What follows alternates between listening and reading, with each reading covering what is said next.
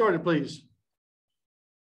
Hey, Coach, just wanted to kind of get your assessment of Stanley's play through 3 games. I mean, he hasn't had one of those patented scoring nights like he's used to. He flirted with a double-double the other night. I know you mentioned his 3-point defense. Just kind of what's your take on him through 3 games?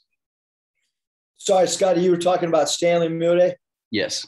Okay, yeah. So, I mean, Stan's, obviously adjusting to a new system, a go-to player at South Dakota for Coach Todd Lee. So his role is kind of, it's a little bit different than what he was used to. He started some games. He's come off the bench. He's a guy that we try to run plays to because we think that he can, score the ball in the mid-post, score the ball at the elbow. I think he's got to continue to utilize his mid-range game. I think at times maybe the 3-point shot,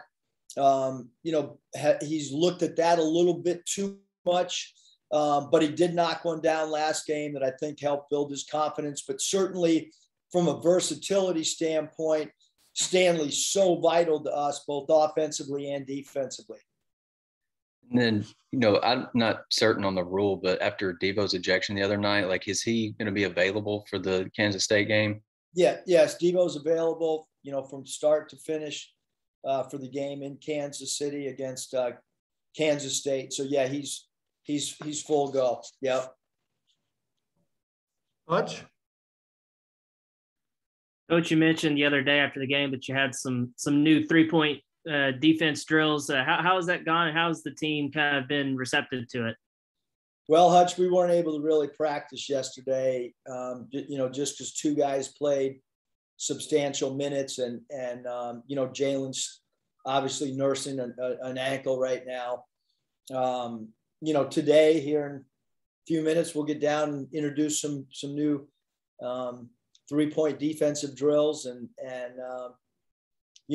try to do a better job because actually, the strength of Kansas State is a 3-ball, Hutch. So guys like number 24, Pack and Smith, number 13, and 3, Miguel, and 25, all those guys, we're going to really have to, contest their 3-ball as well as number 1, Noel. So it's going to be important that we get refocused here today, tomorrow, and then Sunday, once we get to Kansas City and practice there in the building that we'll play at on Sunday.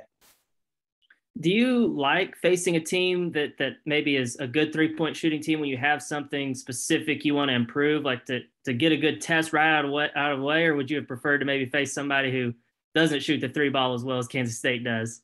Well, if we face somebody who didn't shoot the ball well, we would make them shoot the ball well based on what we've done thus far.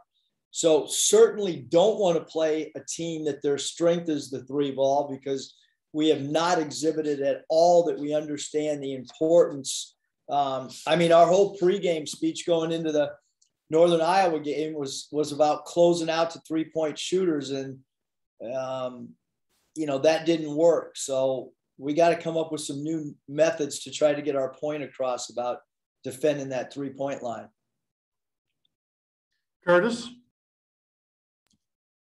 Hey, Coach, what's the value and importance, I guess, of one, just being able to test yourself in kind of a tournament style environment, and 2, just being able to kind of get away from home and just, test yourself in that way before conference play? No, I really like how our schedule's played out. I really, really do.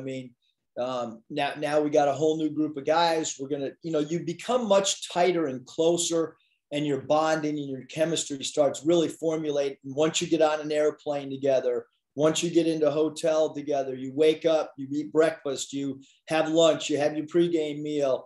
And then after the game, you're back eating with the guys. So there's a lot of bonding that's going to take place where, you're going to start to really know each other better. You have a different roommate on the road than you're living with here. So a lot of good things are going to come about, playing these 2 games. But I like the fact that we played 3 games. We held serve here at home, did what we were supposed to do, figuring out roles and rotations a little bit better than what we knew going into the season. Now we have 2 neutral site games against 2 quality opponents, Power 5 opponents. and then we come back home for 4. So I think the schedule, the way that we've worked on it is working out to our advantage. Having said that, we got 2 really good games, and if you don't come to play any of the 4 that are in this tournament, Curtis, you can come back 0-2 really, really quickly. And then it's, you can come back 1-1, and there's going to be, one team that comes back 2-0 and is really happy. Thank you. Happy birthday, by the way. Thank you. Appreciate it, Curtis. Bob? Yeah, happy birthday, Eric. I guess it's 57, right? 57. Thanks, Bob. You have to get hey man, 57's young. You have to get a Heinz 57 t-shirt or something. See you repping cross country for tomorrow. That's nice. You mentioned spurt ability, I guess, on your radio show, and then after the game. What do you think is the key? Why are you guys good at putting runs together so far? I think we have some streaky players, that can really score in bunches, to be honest with you, Bob. I mean, JD can score, 8 quickly. Stan can score quickly. Chris Likes can score quickly. Devo, we got a lot of guys that can hit you really, really quickly. And then with the pace we play at, and sometimes our shot selection, that allows you to play with spurts. Some teams that walk the ball up the floor or play a little bit slower, it's hard for those teams to go on scoring runs. It's a little bit easier, for teams that play with a little more pace to go on scoring spurts. And then, how much does defense play in that? Like the other night, you guys got stops, in the open court. JD got a steal and got the ball to Jalen pretty quick for a dunk. How much does defense play into that too? Yeah, no, I mean, defense plays a lot into, how quickly you can put points on the board. It's really hard to go on scoring runs or scoring spurts if you're not getting defensive stops and defensive rebounds. Well, and open floor turnovers too, isn't that a big part of it?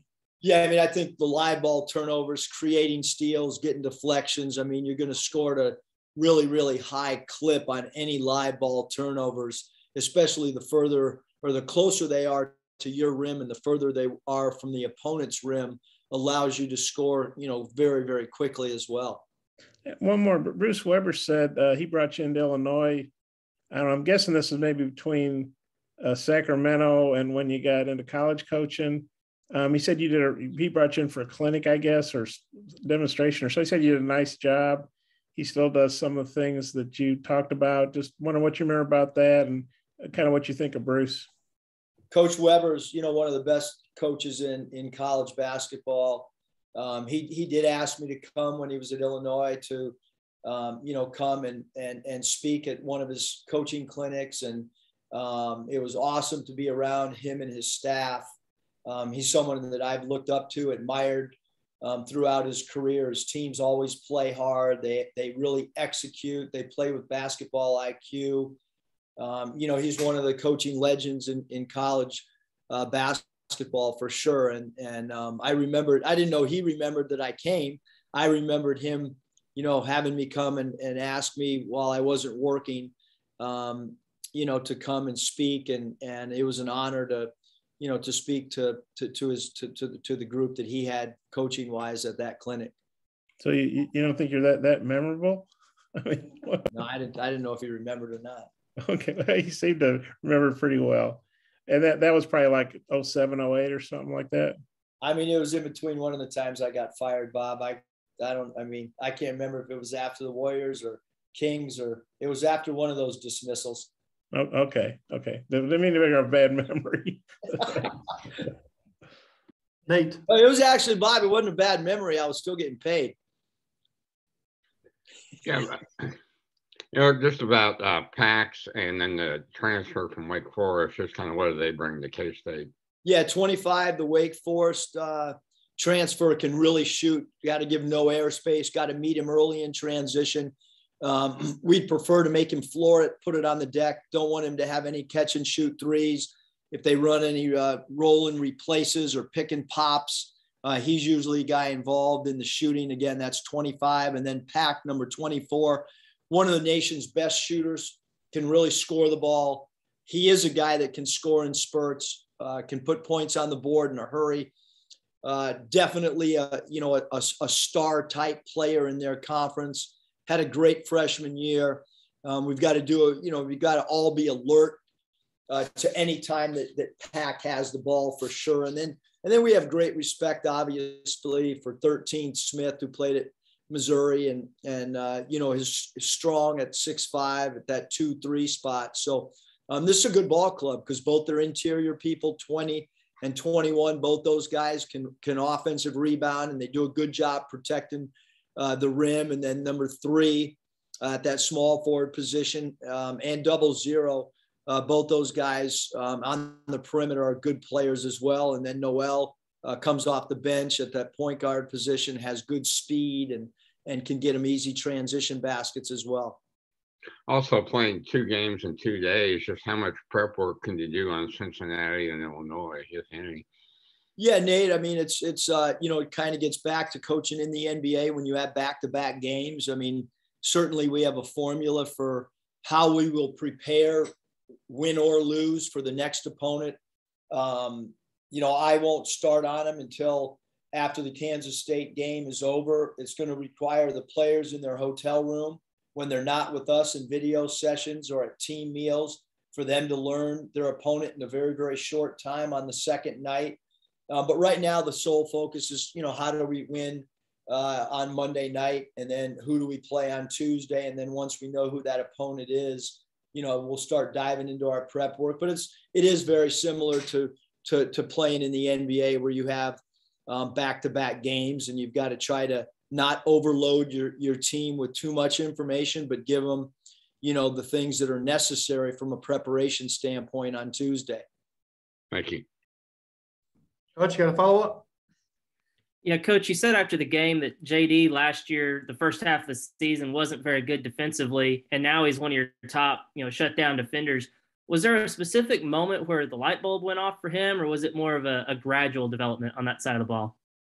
No, I think it was. I think there was a heightened urgency, Hutch, once we got to SEC play, and I think he took pride on hearing us talk about some of the guards we were playing, but also gradually as well. I think his sit-out year really, really helped from a development standpoint on understanding our concepts, understanding the importance of being a good team defender. But I really think, Andrew, when it kind of really, he saw the light of it was when he started crawling up and putting more pressure on people rather than playing at arm's length. I think he started being the aggressive defender instead of, letting the offense dictate. I think he's taken on the mindset that he would rather dictate what the offense does than the other way around. And I think as soon as he had that mentality, it really changed for him, Andrew. Curtis? Hey, just 2 quick ones for you, Coach. In playing those back-to-back games, does that change any of the thinking in terms of minutes or rotations, or is it just kind of that one game at a time mentality? Yeah, it's for sure going to be one game with me. It's 40 minutes of how do we beat Kansas State. I'm not really concerned or worried about anything beyond that. I know some coaches will sub a little bit more, knowing that you have a game the next night. My philosophy is that's a good way to also lose 2 games in a row. You got one game right now that's the most important game. That's the game on your schedule. And the next opponent's Kansas State, and anything else to me right now is meaningless. Now, as soon as the final buzzer goes off against K-State, the most important game will either be Cincinnati or Illinois. And then we'll figure out, at that point, do we need to give guys, on the second night an extra blow because they might have played a little bit more the first night. But if we have to play 5 guys 40 minutes to beat or compete against Kansas State, we'll pay 5 guys 40 minutes and worry about the next game the next day. And then with it being a neutral site, you'll probably have a pretty good crowd there. I know you don't have any control over the music at the T-Mobile Center, but does the warm-up routine travel at all, or is that Bud Walton specific? Yeah, that's Bud Walton specific for sure. I mean, we're not going to, we don't have control over the music. We understand that we're a neutral, site and, what basket we warm up. I have no idea right now. And so, for us, we're comfortable doing that in Bud Walton in front of our own fans. It's no different than my dad at Minnesota. They only did that at Williams Arena. So we'll leave that to our own fans, but we do expect to have a good crowd. I'm sure Kansas State will have a good following, and Illinois always travels well. And I can tell you from playing Cincinnati in the NCAA tournament a few years ago, they traveled as well as anybody that we had played in the NCAA tournament. So I think that it'll be a good environment, and I would expect the lower bowl to be fairly full. I don't know what the upper level will look like, but for sure the lower bowl, which is really what you want your players and the opposing team and the coaches, or you want that environment to feel like, kind of like a tournament NCAA type setting at being a neutral site. Wyatt? Coach, it's good to be on with you. I want to congratulate you on the run from last year. And with that said, I'm curious as to the challenges, even as long as you've been around the game, that you faced this year with so many new players. What are the challenges in that as you see it? No, thanks, Wyatt. I mean, I think that, maybe the local guys have all heard me say it a lot. I mean, I think that just having a minor league background, where your best player gets called up on a 10-day contract, or 2 days after your best player gets called up, your second best player gets called up. And then maybe a week later, one of your players goes and takes a bigger contract in Europe, and all of a sudden your three best players are gone. You've got to adjust on the fly. You got to have adaptability. You've got to try to figure out as quickly as possible what your team's strengths and weaknesses are. You've got to figure out as quickly as possible what the best offensive and defensive schemes you can put together with your group, how much they can retain, how little they can retain, so on and so forth. And we're still trying to figure out who we are. We're not really sure exactly what our identity is, but we have been able to kind of plug holes. Didn't rebound early, turned the ball over too much. Our assist to turnover ratio was upside down. We've kind of solved all those pieces to the puzzle, at least in a short sample size. But now, can we continue to evolve and get better at things that we haven't done well, which is defend the 3-point line, and maybe, we could be better scoring in transition than what we have been. We've been putting points on the board, but we've also allowed too many points not to go on the board, whether it be, 13 missed paint points the other night. So we got a lot of things that we can continue to get better on, Wyatt. I appreciate it, man. And we'll see you in Kansas City. Safe travels. Thank you. Appreciate that. You betcha. Final question, Bob. Hey, Eric, with Florida beating Florida State the other day, they got in the poll. So I think there's 6 SEC teams in now. And, you're going to be playing a Big 12 team, maybe a Big 10 team. AAC is real good if you play Cincinnati. Do you kind of feel like you guys are carrying the SEC banner into this thing? You want to represent, obviously want to represent Arkansas, but want to represent the SEC as well.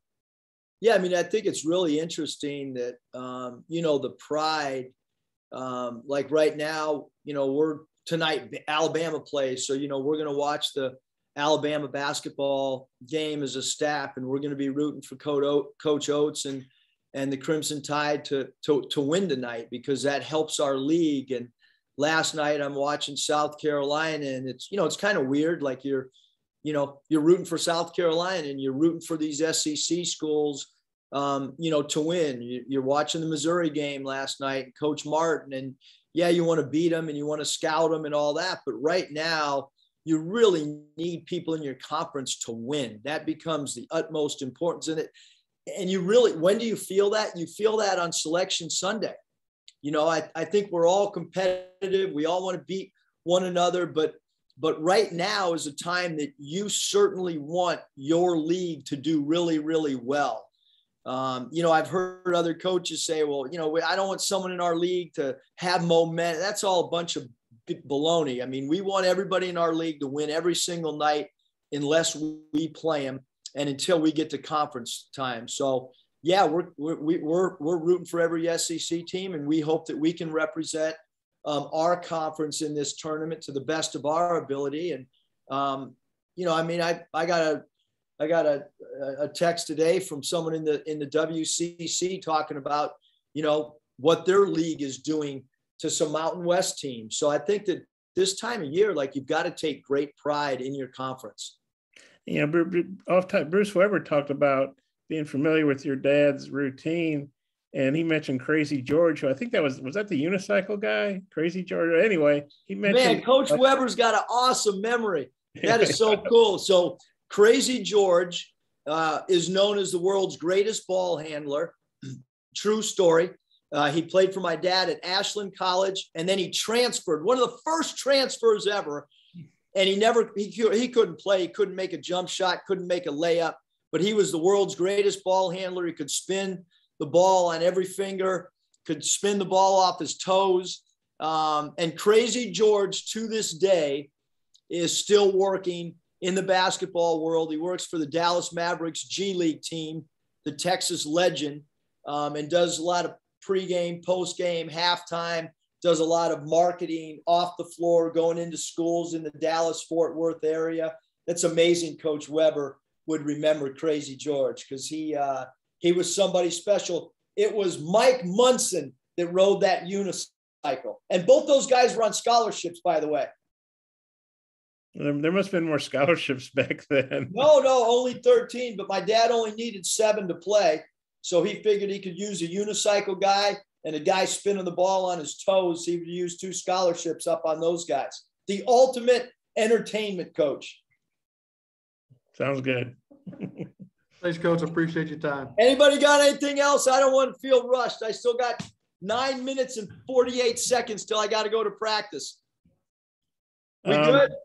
You brought up Mark Smith. See, don't listen to Mike Kaywood. What do you got?